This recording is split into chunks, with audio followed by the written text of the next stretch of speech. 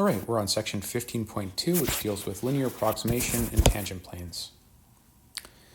Okay, so first of all, I would like you to recall from Calculus 1 that if f at x is a differentiable function,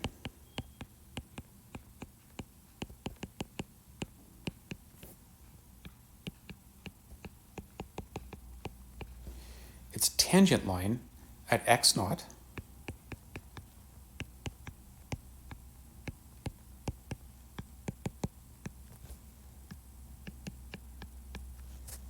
is the graph of the following linear approximation.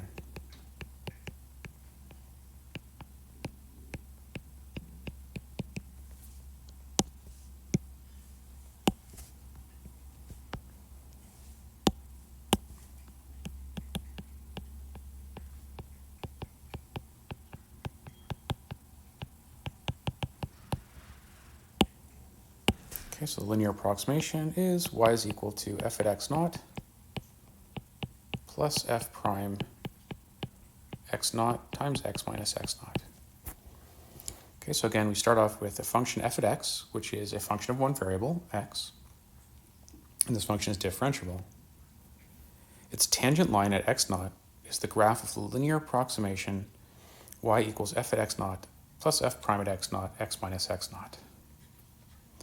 And note that the graph of this linear approximation is a line.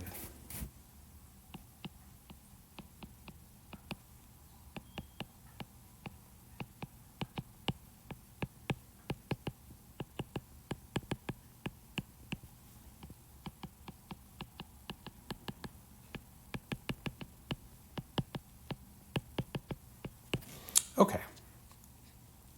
Now what we can do is we can extend this idea to functions of two variables.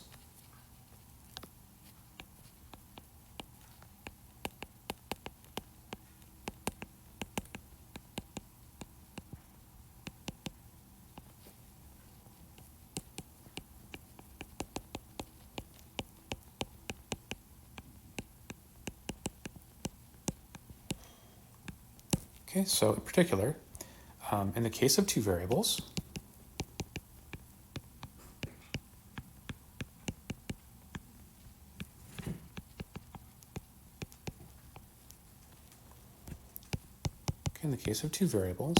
the linear approximation at x naught, y naught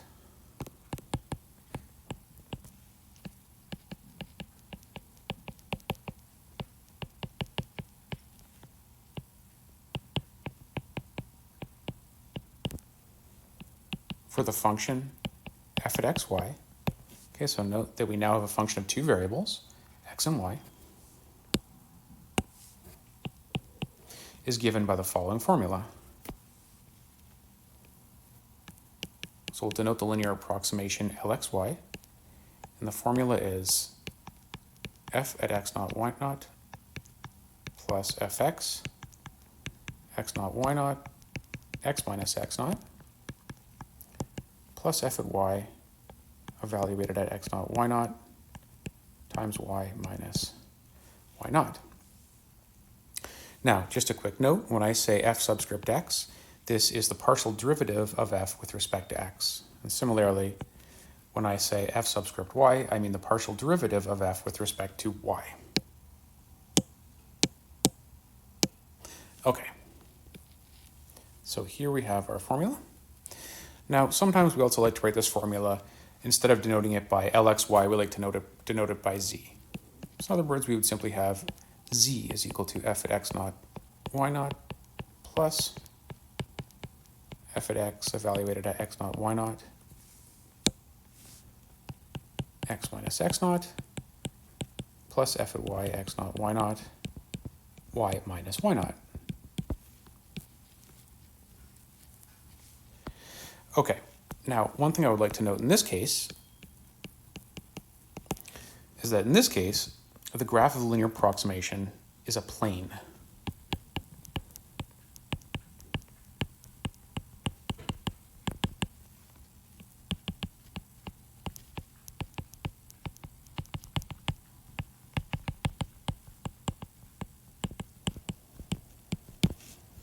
Okay, so in other words, when we have a function of two variables, the graph of the linear approximation is a plane.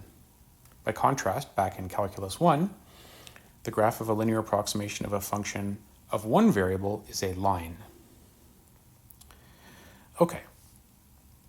Now, the next thing that I would like to do is I would like to rewrite the equation here into standard form.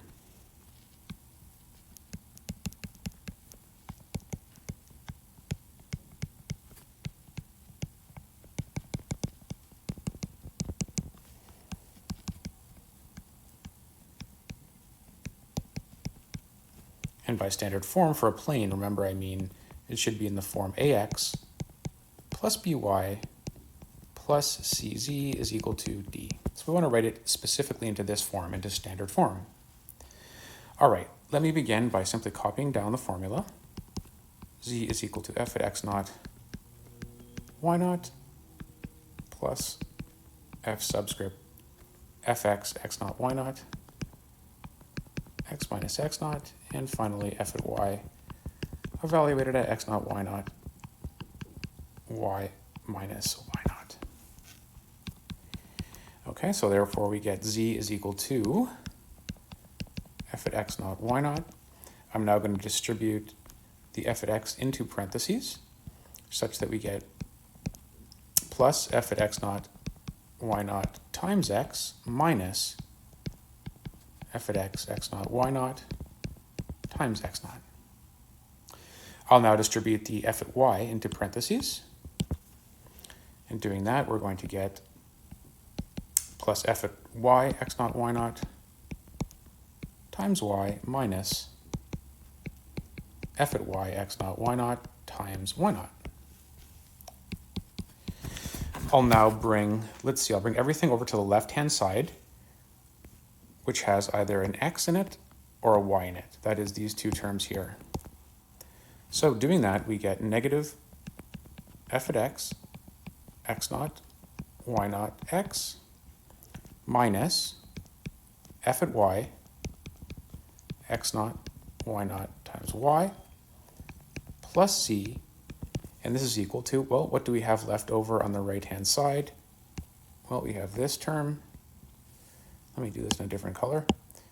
Well, we have this term, and this term. So these are all constants. Okay, so in other words, we have on the right-hand side f at x naught y naught minus f at x naught y naught x naught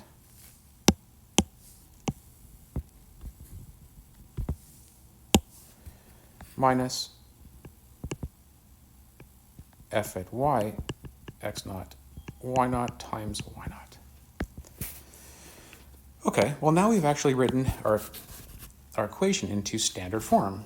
So the coefficient in front of x is a, the coefficient in front of y is b, the coefficient in front of z will be c. In other words, c is equal to 1. And the right-hand side is a constant, which is equal to d. Okay, so now I've explicitly written it into standard form. Now, you may recall that one interesting and useful aspect of writing the equation of a plane into standard form is that we can immediately read off its normal vector. So the normal vector is simply a vector with coordinates a, b, c. So in other words, it has a normal vector, or it has a normal vector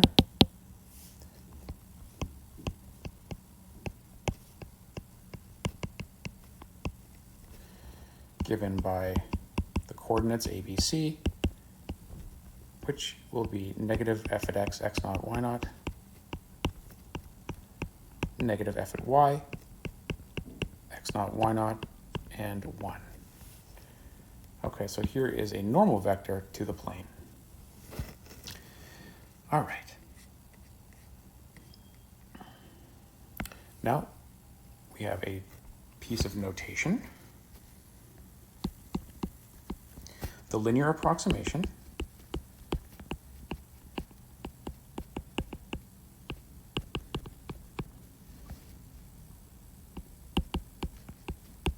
for f at xy is called the tangent plane.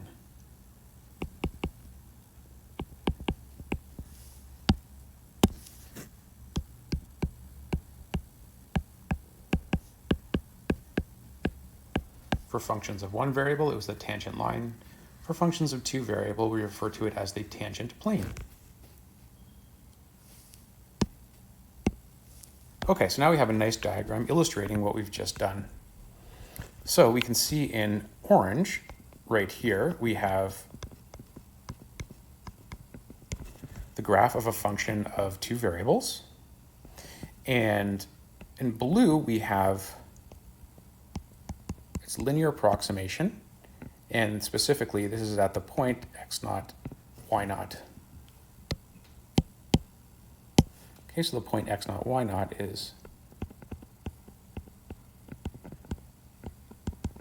determined by this point right here.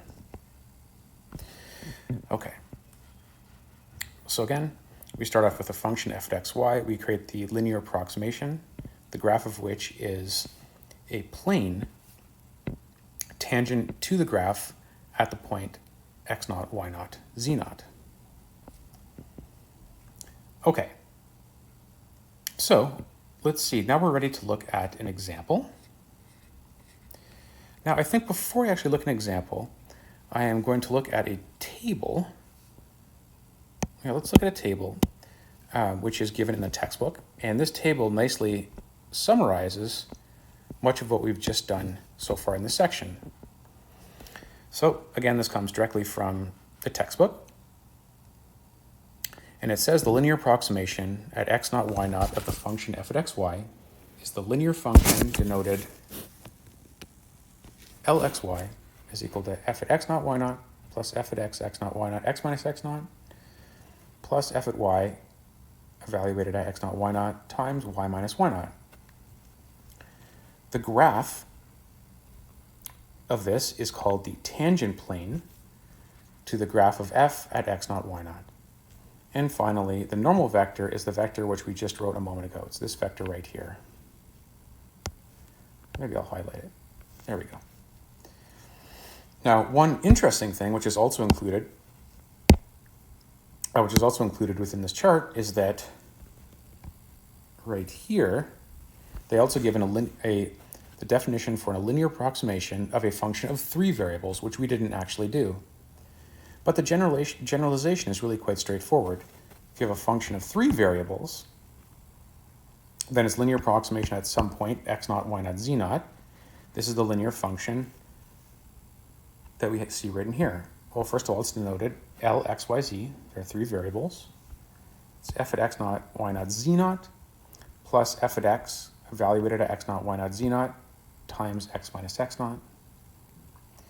We then have f at y evaluated x naught, y naught, z naught, times y minus y naught. And finally, since we have three variables now, f at z evaluated at x naught, y naught, z naught is z minus z naught. So we didn't even do that, but that's a very easy generalization of the two variable case. All right, well, let's jump ahead and look at a few examples.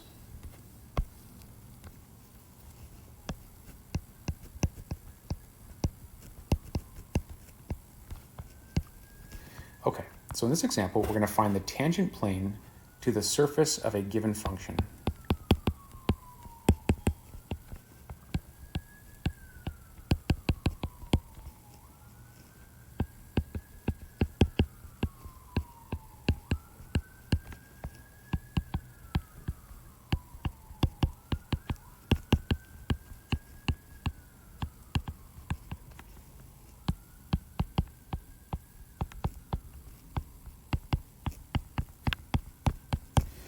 So again, we want to find the equation for the plane tangent to the surface, z is equal to 1 over xy at the point 1, 1.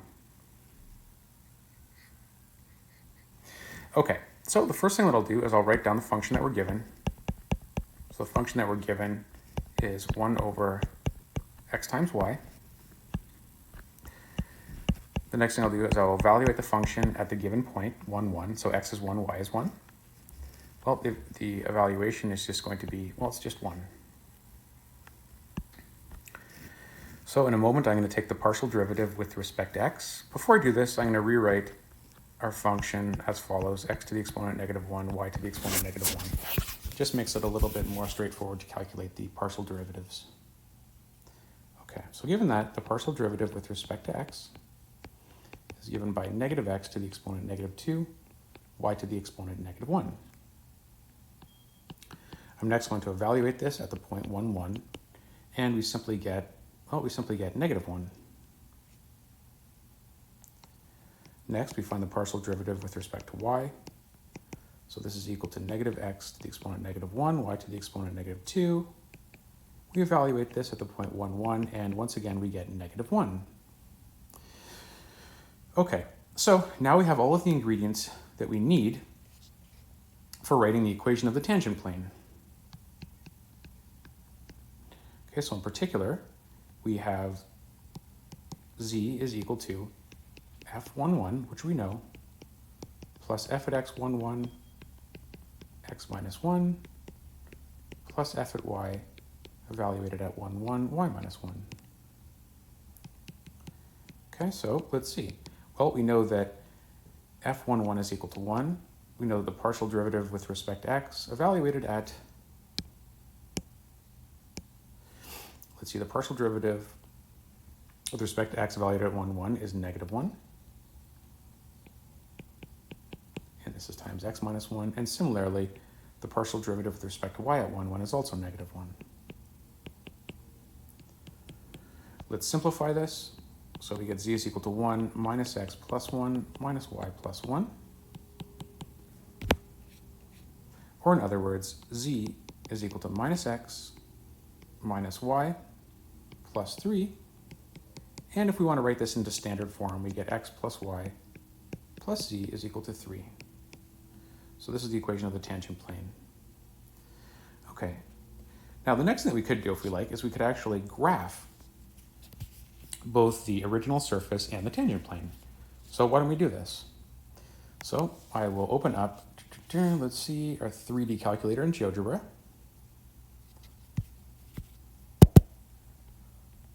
Okay. All right, so let me just erase what I have here.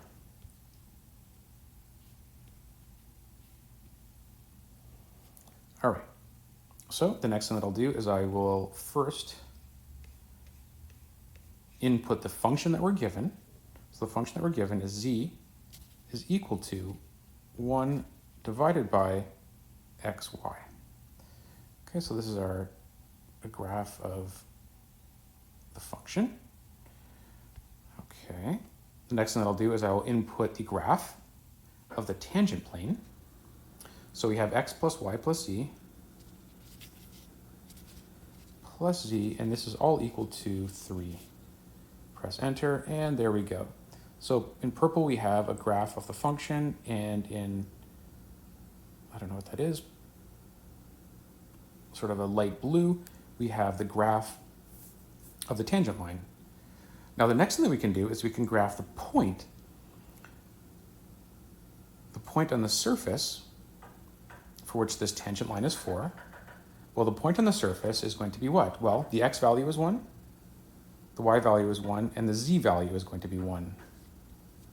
Okay, so now we can also explicitly see the point on the graph to which the tangent plane is tangent.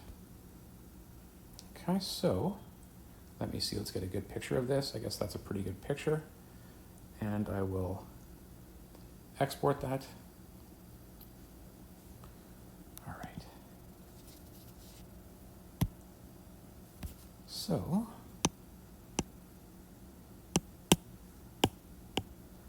okay. So here is the figure summarizing what we've just done. So again, what do we have in purple? We have the function, which was z is equal to 1 over xy. In blue, we have our tangent plane. And this is the tangent plane at this point here. And the point in question is 1, 1, 1. Okay, so the x value is 1, the y value is 1, and the z value is 1. All right. Let's look at another example. And actually, I think I'll have you do this example.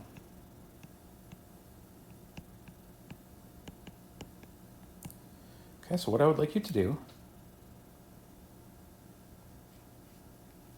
I would like you to find the equation of the plane tangent to the following graph at the following point.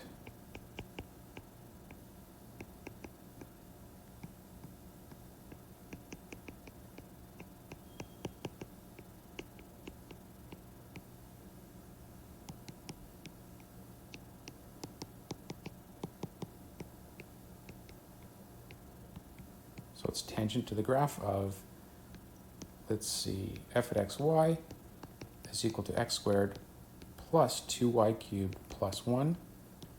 And this is at the point 1, negative 1, 0. Okay, so in this point, they're specifying the x value, the y value, as well as the z value. So in the previous question, we just specified the x and the y value. But you can always find the z value by plugging x and y into the function. Okay. Okay, so what I would like you to do is press pause now and calculate the equation of the tangent plane. When you're finished, press play again.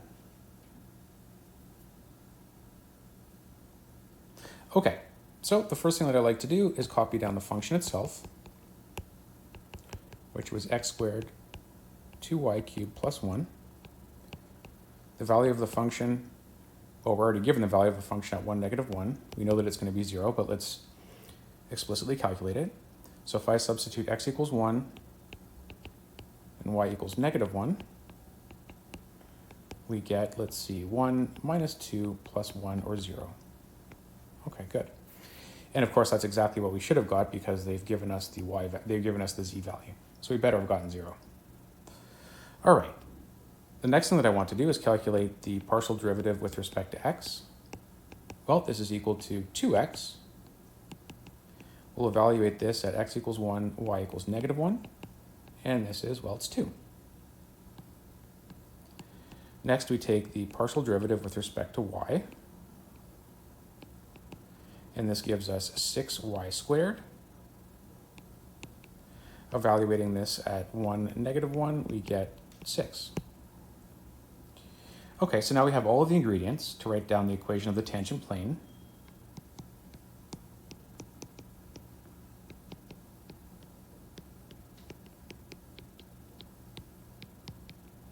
Okay, so the tangent plane, well, the formula is z is equal to f at 1, negative 1, plus f at x, 1, negative 1, x minus 1, plus f at y evaluated at 1, negative 1, y plus 1.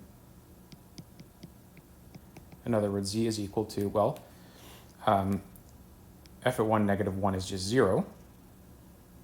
Let's see, the partial derivative with respect to x evaluated at 1, negative 1 is 2. So we have 2 times x minus 1 and 6 times y plus 1. So simplifying this, we get z is equal to 2x minus 2 plus 6y plus 6. Or in other words, z is equal to 2x plus 6y plus 4. And we could leave it like this. Perhaps I'll write it into standard form. Negative 2x minus 6y plus z is equal to 4. And there we go. There's the equation of the tangent plane. Okay. Now I'd like to give you one more question to try.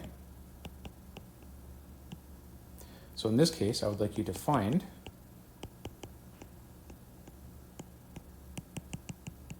the equation of the tangent plane to the following graph.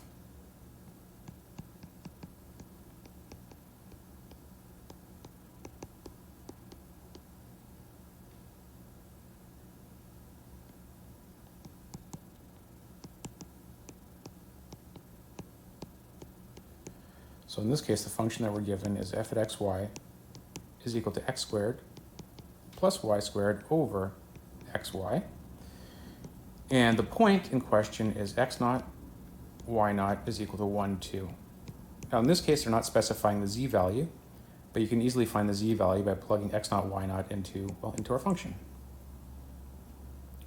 Okay, so in a moment, I would like you to try this question and press play when you're finished. Now I would just note that the only difficulty in this question is that, well, it's going to be a little bit messier to take the partial derivatives. So in particular, we're going to have to use the quotient rule. Okay, so let's take this up. Well, let's see. The function, again, I'm simply copying the function down again.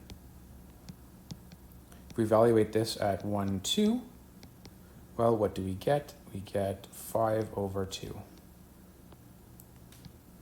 The next thing that I want to do is find the partial derivative with respect to x. Now, to do that, well, we need to use the quotient rule. So in particular, we have the bottom function times the derivative of the top. And again, the derivative of the top is with respect to x, minus the top function times the derivative of the bottom. And the derivative of the bottom relative x. So this is just going to be y. And this is all over the bottom squared. Okay, so let's simplify this a little bit. So we get, let's see, 2x squared y minus x squared y minus y cubed. And this is all over x squared y squared. Okay, we can simplify this a little bit further. We have, let's see, we have x squared y minus y cubed over x squared y squared. Oh, and we can simplify this further. I can factor y out of the numerator. We then get a cancellation of a y in the numerator and denominator. And we're left with x squared minus y squared over x squared y. We can now evaluate this at the point 1, 2. So let's see, this is going to be equal to 1 squared minus 2 squared over 1 squared times 2. And this is going to be, let's see, 3 over 4. No, I'm sorry, it's going to be, pardon me, it's going to be negative 3 over 2. Good. All right. So the next thing that we want to do is take the partial derivative with respect to y. So I won't go through the details here, but it should be y squared minus x squared over xy squared. Hence, its evaluation at 1, 2 is going to be, let's see, 2 squared minus 1 squared over 1 times 2 squared. And this will be 3 over 4. Okay, so now we have all of the ingredients we need for the tangent plane.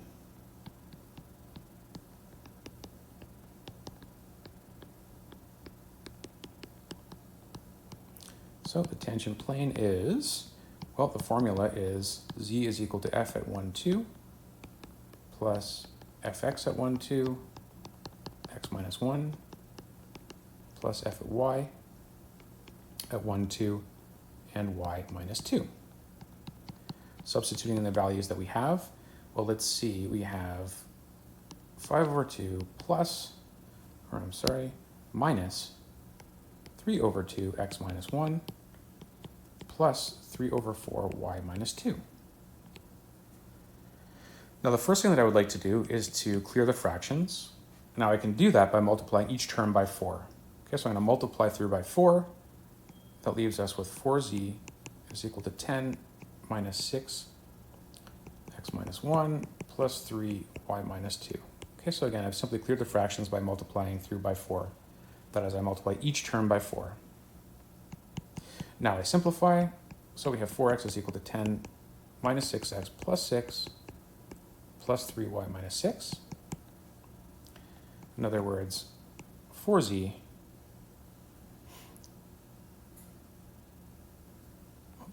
is equal to negative 6x plus 3y plus 10. And if I would like to write this into standard form, we would get 6x minus 3y plus 4z is 10. And there we go. There's the equation of the tangent line. The tangent plane, I'm sorry. Okay, the next thing that we can do, well, why don't we actually graph this? Okay, let's graph this particular question. So again, I'm going to go to the 3D calculator. I am going to delete what we currently have there. So the first thing I'll do is input our function. So let's see, in this case, our function is going to be z is equal to, let me see,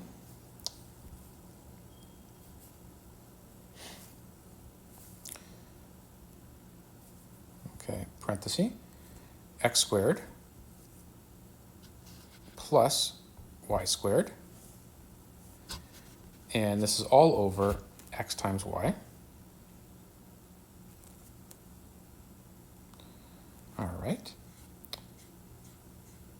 The next thing that I'll do is I'm going to input the equation of the tangent plane, which is 6x minus 3y plus 4z equals 10. There we go. The next thing that I'll do is I'll input the point that we're given. Well, the point that we're given is, we're given the x coordinate is 1, the y coordinate is 2, and we found that the corresponding z coordinate, that is the evaluation of the function at 1, 2, was, let's see, 5 over 2. There we go. Okay, so now we see all of the pieces of information on our graph, and let me try to get a pretty good picture of it. Okay, I guess that's a pretty good picture there. Copy it. Okay, and we'll go back to our file. All right. Okay, so here we have a picture of the situation, and here is the tangent. Whoops. So in blue, once again, we have our tangent plane. Okay, so the tangent plane, again in standard form, was 6x minus 3y plus 4z is equal to 10. We have in this orange, we have the function, which was x squared plus y squared over xy. And we can see the point right here, which was 1, 2, and 5 over 2. Okay, and we're done. Good. Okay, let's move on to another example. Let's see.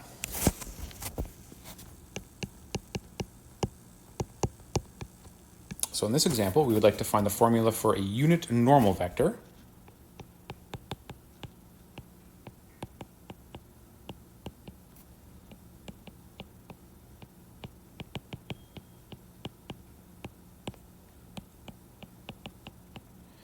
The graph of the following function at the following point.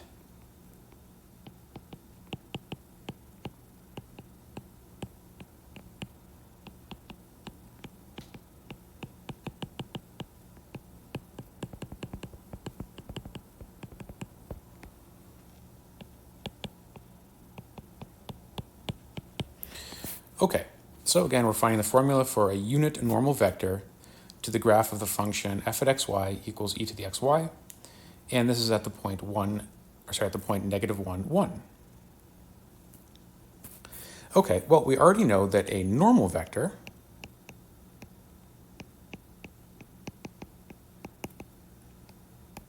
is given by the following formula. So it's given by negative f at x evaluated at negative 1, 1, negative f at y evaluated at negative 1, 1, and 1. Okay, so this is a formula we did at the very beginning of the section. Okay, this is the formula for a normal vector. Okay, well, let's see. What do we have? We have that the partial derivative with respect to x, let's see, so here's our function. The partial derivative with respect to x is just e to the x, y. If we evaluate this at negative 1, 1, we get e to the negative 1. Okay, so let's now take the partial derivative with respect to y. So in this case, we just get e to the x. Evaluating this at negative 1, 1, we get also e to the negative 1. Okay, so hence, we now have all of the information we need to write the equation of a normal vector. So a normal vector is therefore negative e to the negative 1, negative e to the negative 1, 1. Okay, so here is a normal vector. Now, to get a unit normal vector, that is it's a vector in the same direction, but of magnitude 1. So a unit normal vector can be achieved by taking the original vector and dividing it by the magnitude of this vector.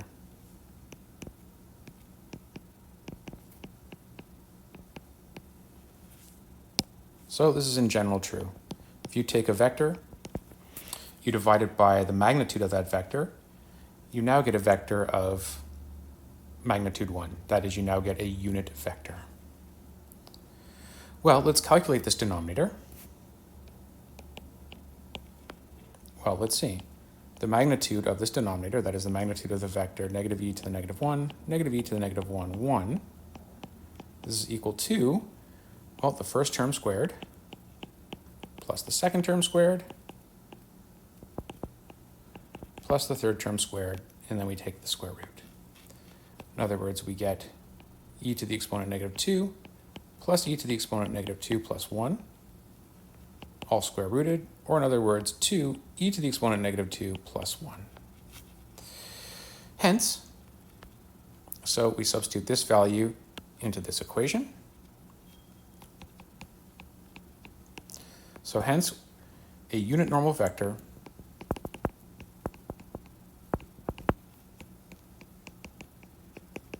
is, well, it is the original vector divided by its magnitude. And there we go. So there is a unit normal vector. Now, we can simplify this a bit if we like. In other words, I can distribute this magnitude inside the parentheses. So doing so, we'll get negative e to the negative 1 over the square root of 2e to the negative 2 plus 1, negative e to the negative 1 square root, 2e to the negative 2 plus 1, and finally 1 over the square root of 2e to the negative 2 plus 1. Okay, so here is the equation of a unit normal vector. Now I should note that we could also write this using the notation of I, j, and k. So if I did want to write this in the notation of I, j, and k, this would be negative e to the negative 1 over the square root 2e to the negative 2 plus 1 I minus e to the negative 1 square root 2e to the negative 2 plus 1 j plus 1 over square root of 2e to the negative 2 plus 1 k. All right. So that brings us to the last subsection of this particular section, and this deals with something called linear approximation.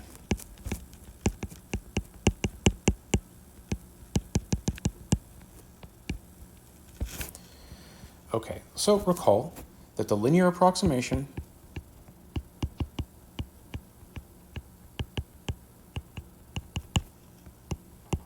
at a point x naught, y naught of a function f at xy is the linear function that we did define earlier, which is equal to Lxy is equal to f at x naught, y naught plus f at x naught, y naught, x minus x naught, plus f at y, x naught, y naught, y minus y naught. Okay, so this is just the formula that we did way at the beginning of the session. Okay. Now, for points,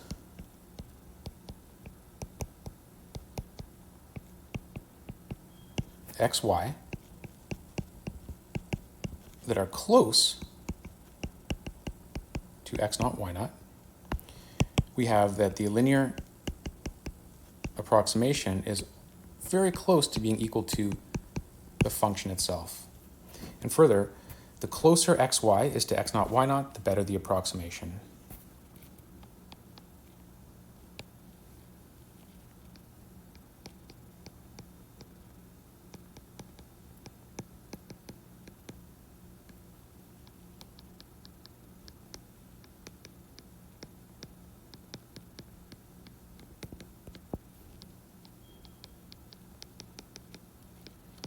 Okay, so with this in mind, we're going to take a look at several different examples. All right, example number 1.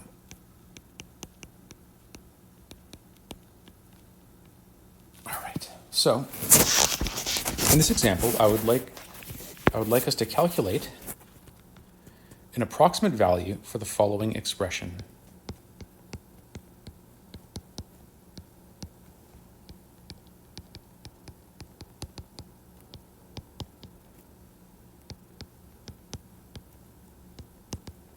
So the value that we're given is, in parentheses, 0.99 e to the exponent 0.02, and this is all raised to the exponent 8. And then finally, we're also asked to compare with the value from a calculator.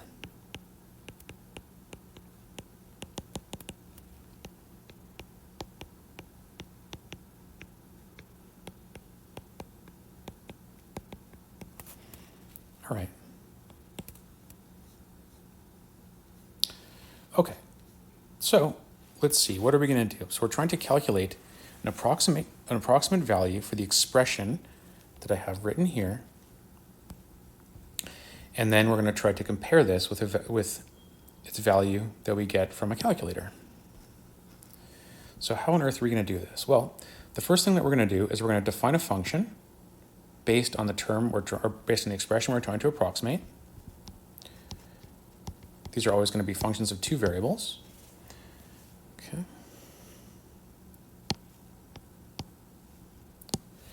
Okay, so the function that I'm going to define is going to be x e to the y all to the exponent 8. Now, why did I choose x and y to be as I did? Well, I tend to make the decimal numbers equal to the variables. So we have 0.99. It's a nice decimal number, so I'll make it equal to the first variable x. We have another decimal here. I'll make this equal to the other variable y. Okay, so that's generally what we do. Okay, so the next thing that we're going to do is we're going to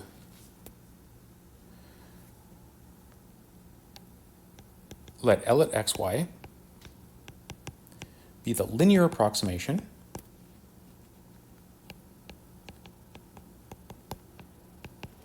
at a given point. So what point do we choose? Well, we want a value for x. We always take x to be something very close to this value here. So something very close to this, or I should say the closest integer value to this will be 1. So here's the number which is in our y position. We'll take the integer closest to this, which is 0. Okay, so again, what did we do here? Let me just review this.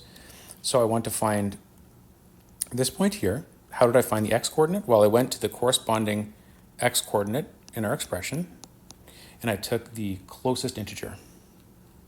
I then looked at the position of the y-coordinate, which is this, and again, I took the closest integer, which in this case was 0. Okay, so again, what do we have? We have a function, f at xy is equal to x e to the y all to the exponent 8. And we're going to let L at xy be the linear approximation at the point 1, 0. Okay, so then what do we know? Well, we know that the function is going to be approximately equal to this linear approximation.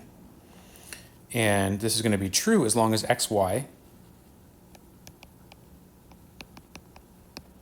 is close to 1, 0. So in particular,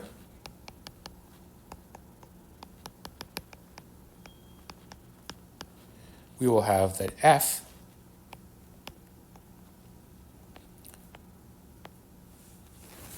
we will have that f at 0.99, 0.02. Okay, now notice that this point is very close to 1, 0. Okay, this is going to be approximately equal to the value of the linearization, or the linear approximation at 0.99, 0.02. And the left-hand, or the right-hand side here is going to be easy to calculate. And what is the left-hand side? Well, the left-hand side is precisely the expression that we're interested in. Okay, because what does f at 0.99, f at 0.02 equal? Well, it's precisely 0.99 e to the 0.02 all to the exponent 8. So in other words, all we have to do is find the linearization and evaluate it at the point 0.99, 0.02. Okay, let's compute this linear approximation.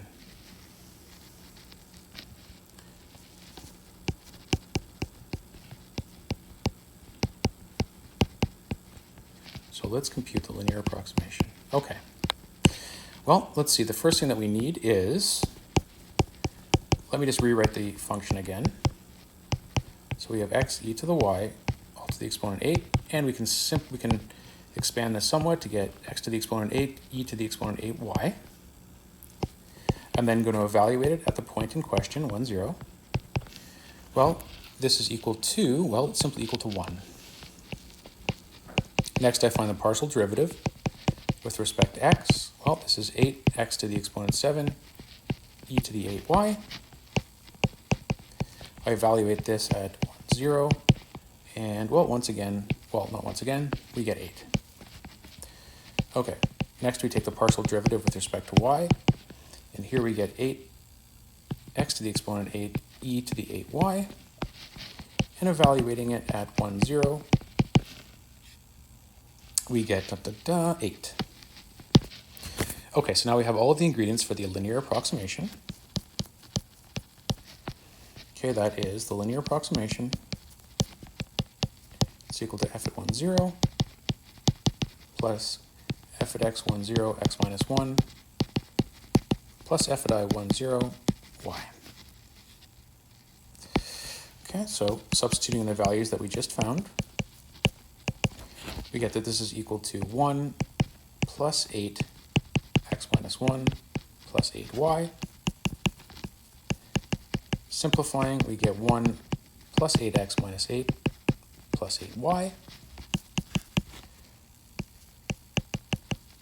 Or in other words, 8x plus 8y minus 7. Okay, so there's our linear approximation. Hence, the function at the point 0.99, 0.02 is approximately equal to L at 0.99, 0.02, which is equal to 8 times 0.99 plus 8 times 0.02 minus 7, which is 1.08. Okay, so hence, what have we found? We found that the function at 0.99, 0.02, which is precisely the quantity that we wanted to evaluate. So 0.99 e to the exponent 0.02 all to the exponent 8. We've now found that this is approximately equal to 1.08. And we're done. Now the last thing we were asked is to calculate this on our calculator. Now, if we evaluate this expression on our calculator,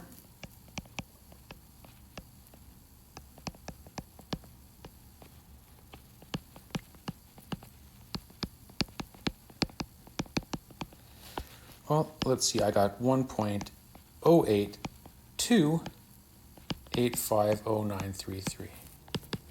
So we can see our approximation was pretty good. Our approximation is 1.08. On a calculator, we got 1.08285093. So not a bad approximation. Okay, let me look at one more example.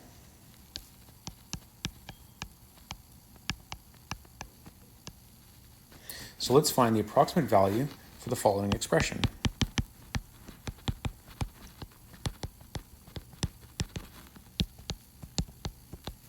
So we'll find the approximate value for sine 0.01, cosine 0.99 pi. Okay, so again, the first thing that we're going to do is we're going to let the function, we're going to define a function in two variables. Now I see two decimal numbers here, so they're going to guide us as to where our variable should be, so we're going to have sine x cosine y. We're going to let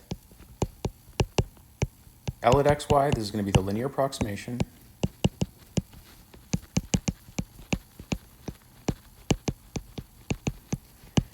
and at what point is it going to be? Well, I look at the number that I see in the x position, and I take the closest integer to this. Well, the closest integer to 0.01 is 0. Next, I look at the number within the y-coordinate, and this time I'm going to take the y value, or I'm going to take the, not the integer closest to it, but I'll take the integral multiple of pi closest to this value. In other words, I will take pi. Okay. So again, the function is sine x cos y. L at xy is the linear approximation at the point 0 pi. Okay, so let's calculate the linear approximation.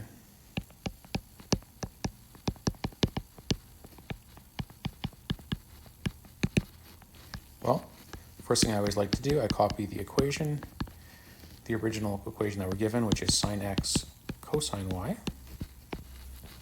We evaluate this at the given point, 0 pi, which is equal to 0.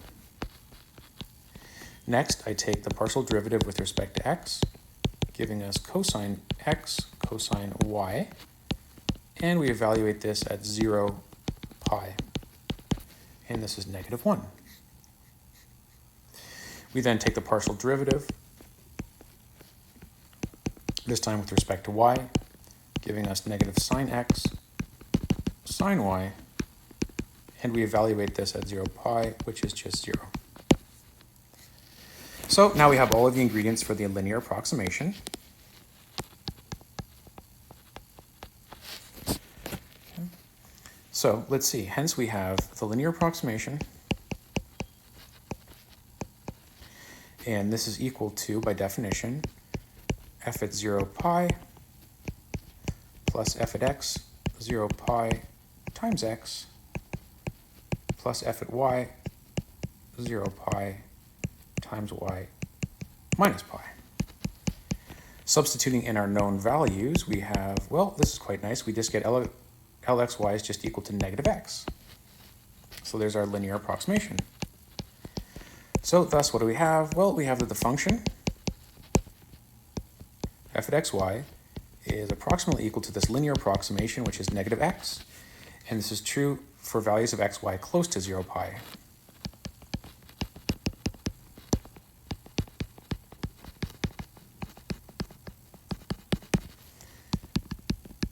Okay, or in other words, we have that f at 0.01, 0.99 pi is approximately equal to, well, negative the x component, or in other words, negative 0.01. Or in other words, we have the function evaluated at 0.01, 0.99, which we know is equal to sine 0.01, just by the definition of our function, times cosine 0.99 pi. This is approximately equal to negative 0.01. And we're done.